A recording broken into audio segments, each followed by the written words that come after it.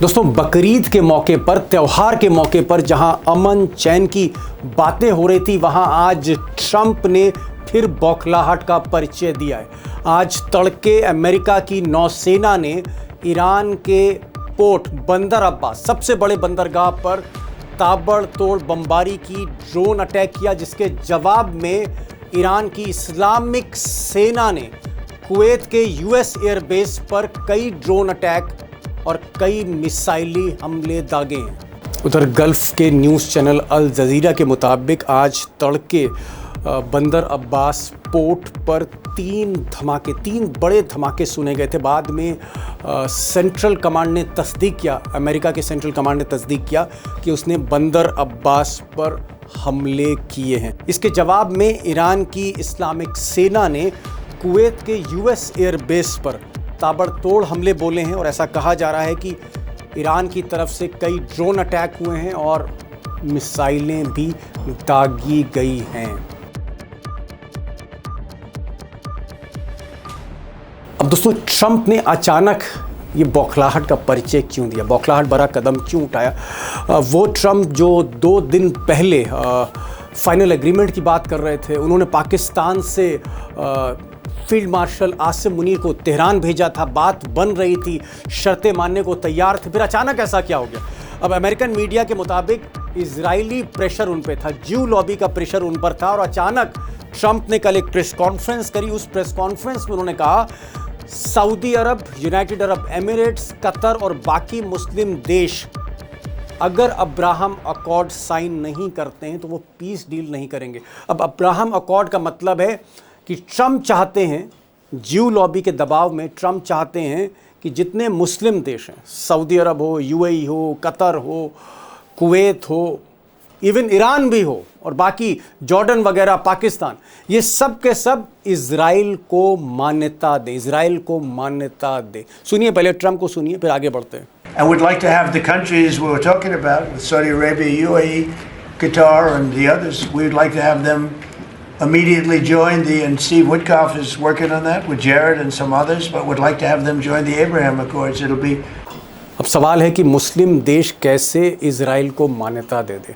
Israel को मान्यता देने का मतलब है कि जो मुस्लिम कॉज है, खासकर लेबनान को लेकर या फिलिस्तीन को लेकर, वो अपने आप ही दफन हो जाएगा।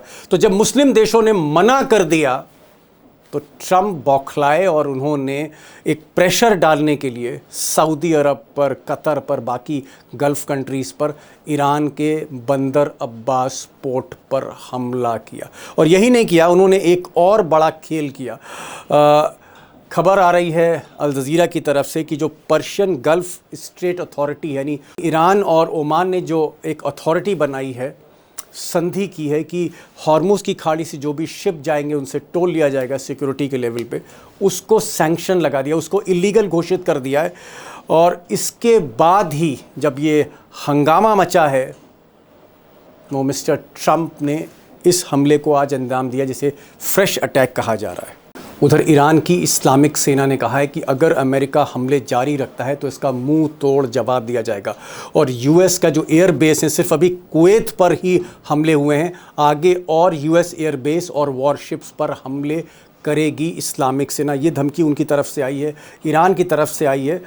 इस बीच मुस्तबा खामनाई के जो सलाहकार हैं, सबसे सीनियर मोस्ट लीडर ईरान के अली अकबर विलायती, उन्होंने एक मैसेज में कहा है कि अगर हॉर्मुज़, स्ट्रेट ऑफ हॉर्मुज़ पर समझौता नहीं हुआ, एग्रीमेंट नहीं हुआ, तो फिर ट्रंप को मिट्टी में मिला दिया जाएगा। जी हाँ, बड़ी बात कही। उन्होंने कहा है कि history proves that every invader who came seeking domination from Alexander and Genghis to Trump, यानी सिकंदर से लेकर चंगेज़ खान तक जो भी हमलावर आया, उसको ईरान ने निगल लिया है। और ट्रंप का भी वही हश्र होगा अगर ये जंग फिर से शुरू करते हैं वो। अब दोस्तों, दोनों देशों की तरफ से ये जो फ्रेश अटैक्स हुए हैं, ताज़े हमले हुए हैं, उसके बाद से दुनिया के लिए और भारत के लिए खबर बहुत अच्छी नहीं, क्योंकि इस तरह के संकेत मिल रहे हैं कि हॉर्मुज़ की खाड़ी के साथ साथ यमन में हूती जो है वो दूसरा रास्ता भी रोक सकती है तेल और गैस की सप्लाई का। तो आप कह सकते हैं कि एक तरफ हॉर्मुज़ की खाड़ी से तेल की सप्लाई बंद है, और अगर यमन के पास ये भी रूट बंद हो जाती है तो 40% सप्लाई बाधित हो सकती है तेल और गैस की, यूरिया और अल्मुनियम की, और भी कई मेटल्स और मिनरल्स की। ऐसी स्थिति में एक्सपर्ट्स का कहना है कि अगर यही हाल रहा, युद्ध और तेज़ होता है जिसके संकेत मिल रहे हैं, तो फिर तेल जो आज हिंदुस्तान में 100 के पार है, ये 150 पार भी जा सकता है, 150 पार भी जा सकता है। अब दोस्तों, माहौल पूरी तरह से गरमाया हुआ है और किसी को उम्मीद नहीं थी कि बकरीद के मौके पर ऐसा होगा, लेकिन ट्रंप तो ट्रंप हैं। पिछली लड़ाई उन्होंने रमज़ान के मौके पर शुरू कर दी थी, जब इमाम खामनाई की मौत हुई, उनके पूरे परिवार में उनके बेटे के अलावा सबकी मौत हुई, बल्कि कई जनरल्स मारे गए, और पूरा आप कह सकते हैं रमज़ान का जो महीना था, पूरे गल्फ़ में सऊदी अरब से लेकर ईरान तक जंग चलती रही, और इस बार बकरीद के मौके पर उन्होंने ये हमला किया है। आगे क्या होने जा रहा है? क्या ये लड़ाई और तेज़ होगी या फिर कोई इसमें हस्तक्षेप करेगा? सऊदी अरब हस्तक्षेप करेगा? कोई बात बनेगी या नहीं बनेगी? इसको लेकर अमरीश मिश्रा जी से मैंने बात की है, लगातार संपर्क में ईरान के एक्सपर्ट्स के साथ भी बातचीत हो रही है, उनकी बातचीत सऊदी अरबिया, यूएई, कतर में भी हो रही है। अमरीश मिश्रा को सुनिए, एक बड़ी तस्वीर आपके सामने जाहिर होगी। अमरीश जी, एक तरफ एग्रीमेंट की बात कर रहे थे ट्रंप की, वो फाइनल एग्रीमेंट करने जा रहे हैं, और अचानक हम देख रहे हैं कि ट्रंप हमला करते हैं। इससे पहले 3-4 दिन पहले हमला किया था, आज फिर हमला कर दिया। ट्रंप चाहते क्या हैं, नंबर एक, और ये अचानक हमला करने का सबसे बड़ा कारण क्या है, आपको लग रहा है? देखिए दीपक जी, अभी पहले 26-27 तारीख को हुआ, फिर 27-28 को हुआ। अब ये जो पूरा एक दौर है, इसमें लग रहा है कि ट्रंप पीस की बात भी कर रहे हैं और छोटे छोटे हमले करना चाहते हैं ईरान को। ये नई स्ट्रेटजी, लो इंटेंसिटी, कि छोटे मतलब छोटे रुक रुक कर छोटे छोटे हमले करो। जी, रुक रुक कर छोटे छोटे हमले करो, उधर से जवाब आएगा, उस जवाब को एब्जॉर्ब करो, और इसी तरीके से ईरान पे प्रेशर बनाए रहो, नेवल ब्लॉकेड मत हटाओ, और उधर अपनी शांति की बात भी करते रहो कि वो बातचीत चल रही है। ये ट्रंप देखिए इस ट्रैक पे है, और उन्होंने ये भी कह दिया है कि हमें चुनाव में हारने की कोई चिंता नहीं है। ये भी कल कह दिया उन्होंने। यहां तक उनसे पूछा था कि ओमान और ईरान मिलकर स्ट्रेट ऑफ हुर्मुज कंट्रोल करना चाहते हैं, तो उन्होंने कहा ओमान को हम नक्शे से मिटा देंगे, बमों से उड़ा देंगे। ये तो अमरीश भाई, ये जो आप बता रहे हैं कि रुक रुक कर हमला करना, दुनिया के आगे शांति की बात करना और मैदाने जंग में धीरे धीरे चोट पहुंचाना, ये तो मुझे लग रहा है ये तो इजराइल की स्ट्रेटजी है। इजराइल यही चीज़ जो है बरसों से फिलिस्तीन के साथ कर रहा है, रुक रुक कर हमला करना, फिर कोई अकॉर्ड साइन कर लेना, फिर शांति की एक बात करना, कबूतर बन जाना, और कबूतर के बाद फिर से बाज बन जाना, फिर हमले करना फिलिस्तीन पे। तो क्या ये जो नई स्ट्रेटजी है ट्रंप की, ये कुछ आपको इजराइल से इंस्पायर होती हुई नहीं दिख रही है? नहीं, बिल्कुल दिख रही है हमको। तो हमने शुरू में ही कहा कि ये नेतन्याहू की लाइन है। और गाजा में देखिए 11 अक्टूबर 2025 को संधि हो गई थी, जो 2.5 साल जंग चली। उसके बाद उसके बाद जो है 11 अक्टूबर 2025 के बाद लगातार इजराइल ने सीजफायर वायलेशन किए हैं। अभी 2 दिन पहले हमास के एक कमांडर का असैसिनेशन किया। तो ऐसे वो बम्बार्डमेंट कर रहे हैं, सिविलियन एरियाज पे भी वो कर रहे हैं, जबकि सीज फायर चल रहा है। तो लेबनान की भी यही स्थिति। अब तो लेबनान में खुल के लड़ाई हो गई है, हालांकि सीज फायर अभी फॉर्मली चल रहा है, लेकिन उधर क्या है, हिजबुल्लाह ने जवाब देना शुरू कर दिया। अभी हमास जवाब नहीं दे रहा, वो जब जवाब देगा तो फिर दूसरी स्थिति हो जाएगी। तो देखिए, लेकिन ईरान के साथ इनका, हाँ जी, एक सवाल और, क्या आपको ऐसा लगता है कि अगर ये हमले, इनका स्केल बढ़ता है, मतलब अभी तो आज तो जो बंदर अब्बास जो पोर्ट है ईरान का, वहाँ पर हमला हुआ है, क्या ये अब तेहरान की तरफ भी बढ़ सकते हैं और हमले कर सकते हैं आगे चलकर अपनी शर्तें मनवाने के लिए मिस्टर ट्रंप? या फिर आपको लगता है कि ईरान की इस्लामिक सेना बहुत ज़बरदस्त पलटवार करेगी? देखिए, इस्लामिक सेना ने ऑलरेडी कुवैत पे एक वार कर दिया है, और उस बार भी, पिछली बार अभी यानी जो 25-26 को जो हुआ था, 26-27 को, उसमें एक एयर स्ट्राइक हुई थी यूएई पर, और यूएई जी। की जो एयर स्ट्राइक थी वो काफी मिस्टीरियस सी थी, उसको ईरान ने ओन नहीं किया था, डिनाई भी नहीं किया। तो ईरान भी इस खेल में ऐसी ऐसी कर रहा है। वो भी देखिए स्ट्राइक कर रहा है, ना वो कंफर्म कर रहा है ना वो डिनाई कर रहा है, जैसे एग्जैक्टली जैसे इजराइल वगैरह करते रहे हैं काफी समय से। और अमेरिका भी अब उसी मतलब कोशिश कर रहा है कि लो इंटेंसिटी वॉरफेयर में हम जाएं। मेरा ये कहना है कि ये जो रास्ता लेकिन ट्रंप ने लिया है ये बैकफायर कर जाएगा स्टेट ऑफ हुर्मुज पे, क्योंकि ये गाजा ओके। नहीं है। Strait of Hormuz, strait of Hormuz Gaza नहीं है, लेबनान नहीं है, ये ईरान के साथ ये डील कर रहे हैं, जहां ईरान के एडवांटेज है और ईरान का कंट्रोल है।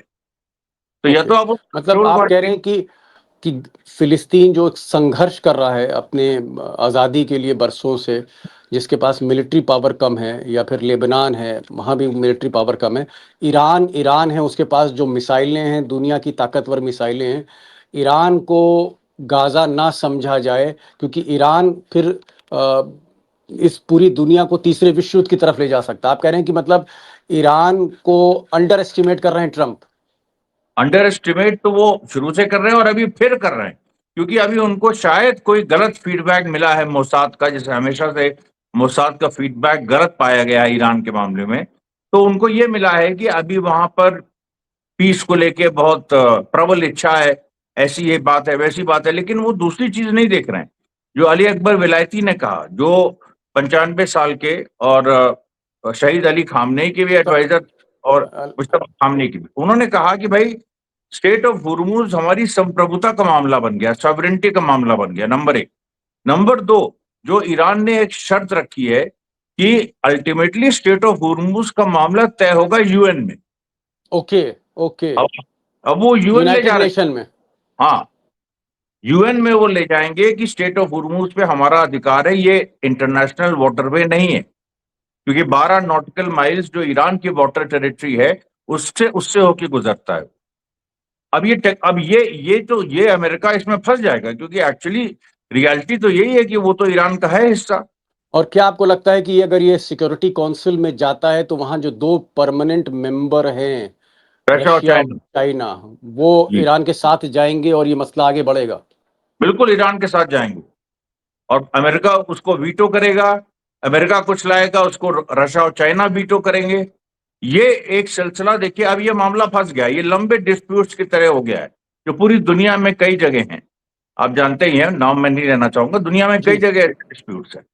तो ईरान ने एक इसको एक अच्छा मास्टर स्ट्रोक है ये कि वो यूएनओ में उसको ईरान ले जाने वाला है। और दूसरी बात यह है कि जब तक ये हल नहीं होगा, जो एक्चुअल कंट्रोल है वो ईरान और ओमान के हाथ में रहेगा। एक चीज़ और मैं जानना चाह रहा था, ट्रंप एक और धमकी दे रहे हैं और वो कह रहे हैं कि अब्राहम अकॉर्ड साइन करिए, इसराइल को मान्यता दीजिए।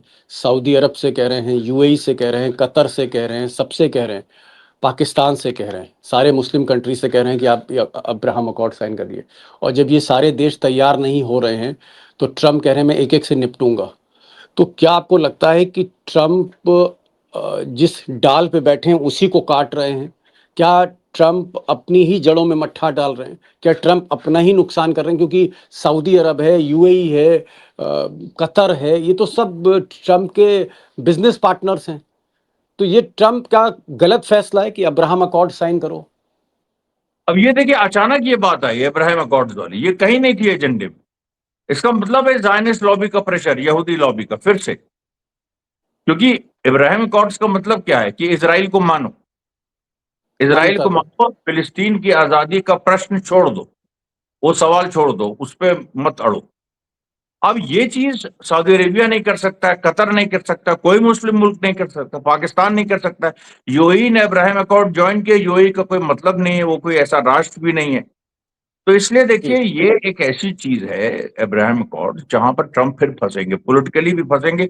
देखिए, कहीं ना कहीं ऐसा लग रहा है कि फिर से ट्रंप ज़ायनिस्ट लॉबी के एजेंडे को आगे बढ़ा रहे हैं। वहां जेडी वैंस वगैरह की जो अहमियत है वो कम हुई है, और जो प्रो इजराइल लॉबी है वो हावी हो गई है ट्रंप के ऑफिस में। और वो लोग ये पुश कर रहे हैं कि एक एग्रेसिव प्रो इजराइल लाइन लो। ट्रंप ने तो ये भी कह दिया कि ईरान इब्राहिम अकॉर्ड साइन करेगा, अगर बहुत अच्छा होगा एक दिन। तो ईरान ने कहा कि हम मिट जाएंगे, हमारा राष्ट्र मिट जाएगा, लेकिन हम ये कभी नहीं करेंगे। तो ये अभी देखिए, आपको क्या लग रहा है, अभी आपको क्या लग रहा है कि जो सुलह की बात हो रही थी, एग्रीमेंट की बात हो रही थी कि भाई फाइनल एग्रीमेंट हम करने जा रहे हैं, और ट्रंप ने हाथ खड़े कर दिए थे एक तरह से, आपको लग रहा है कि वापस वही सिचुएशन आ गई जो अप्रैल में थी, यानी सीज फायर भी है और जंग भी है? क्या अब हालात फिर से जंग की तरफ बढ़ रहे हैं? मुझे लगता है दीपक जी, अब रोज आप तैयारी कर लीजिए, रोज कोई ना कोई छोटे हमले दोनों तरफ से होते रहेंगे। Okay, okay. जी, जी, जी, यानी लो इंटेंसिटी वॉर, एक तरह का युद्ध जो है, एक छद्म युद्ध जैसी स्थिति फिर से हो गई है। अमरीश मिश्रा कह रहे हैं कि ईरान झुकने वाला नहीं है। ईरान इस पूरे मामले को संयुक्त राष्ट्र यूनाइटेड नेशन ले जाएगा सिक्योरिटी काउंसिल में, जहां चाइना और रूस जैसे परमानेंट सदस्य जो हैं, स्थायी सदस्य ईरान का पक्ष लेंगे। ये मसला बहुत उलझता चला जा रहा है, और ट्रंप जो अब्राहम अकॉर्ड की बात कर रहे हैं, इजराइल को मान्यता दो, कोई भी मुस्लिम देश इस पर तैयार नहीं होगा। इसलिए दोस्तों, ऐसा लग रहा है, इसका अगर मैं निष्कर्ष पर पहुंचूं, कि युद्ध जैसी फिर स्थिति बन रही है। और भारत के लिए या बाकी दुनिया के लिए ये खबर इसलिए बुरी है क्योंकि तेल, गैस, यूरिया, अल्युमिनियम, ये सब के सब की इसकी सप्लाई बाधित रहेगी। और हो सकता है कि अगर जंग नेक्स्ट लेवल पे जाती है तो यमन का जो रास्ता है वहां पर भी तेल की सप्लाई रुक सकती है। यानी कंगाली में आटा गीला होने जा रहा है। तेल जो इस वक्त 100 रुपए के ऊपर निकल रहा है, ये और ज़्यादा महंगा हो सकता है। क्रूड ऑयल के दाम और बढ़ सकते हैं, डॉलर के मुकाबले रुपया और टूट सकता है। यानी कुल मिलाकर भारत के लिए एक बहुत विषम परिस्थिति होगी, बहुत मुश्किल दौर होगा। अमरीश भाई, आप आए, आपने अपडेट किया, thank you so much, thank you so much for joining this program, thank you so much.